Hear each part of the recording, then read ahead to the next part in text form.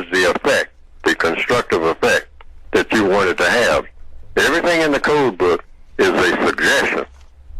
And I want to emphasize to everyone, you only use what will work. That's what makes it code.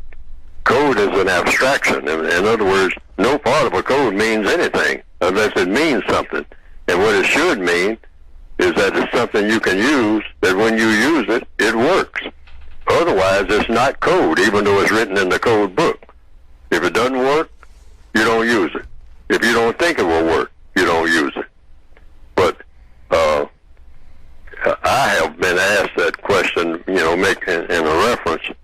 Someone asked me, name 3 people who know you very well. And that was in an interview for a job, a very important clearance for a job. So I had been told. And my response was, no one. And so the person, in asking me why did I give that kind of response, my response that did not go into depth. My response was, well, I can't really say who knows me very well, because if I tell you a name of someone who knows me very well, you may interview that person, and that person will say they don't know me very well at all. And now we have a contradiction. So the person that would know me very well, you would have to find out who that person is that knows me very well, and have them voluntarily say that they know me very well. But I don't know anyone who has told me that they know me very well, because I don't know myself very well. That was the way that I was getting ready to answer, because I was going to say, first of all, I have a name, Neely Fuller Jr., but I don't really know the history of that name, or how I got it. I don't know the origin of it. I don't really know myself, really. And I was going to go into detail about how racism brought that about, but they didn't pursue it. The person who was interviewing me, they just looked puzzled by my response. But I wasn't trying to cause the person to be puzzled. I was trying to get clarity and focus, because that's what the interview was supposed to be about, clarity and focus.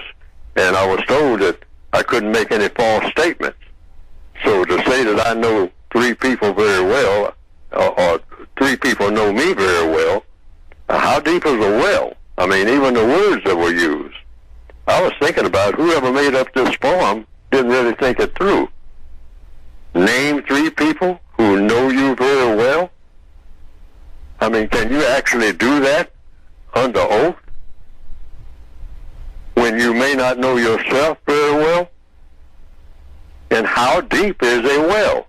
Just look at the words that are used. Words are very important. That's why I have, you can go to Produce Justice and get it, a word guide. Questions to ask about words that are kind of loose, you might say, if you want to use the word loose. So, yes, you can, in answer to your question, ma'am, you can do that, respond the way that it says on this page, or you can say, no, I don't think that will work in this particular situation. Well, if you don't think that it will work, then don't do that. But everything in the code book is just a basic guide, just a suggestion, just an opinion. It's not doctrinaire. It's something you just don't have to do.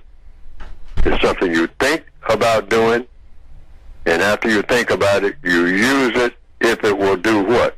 If it will work to produce a constructive result.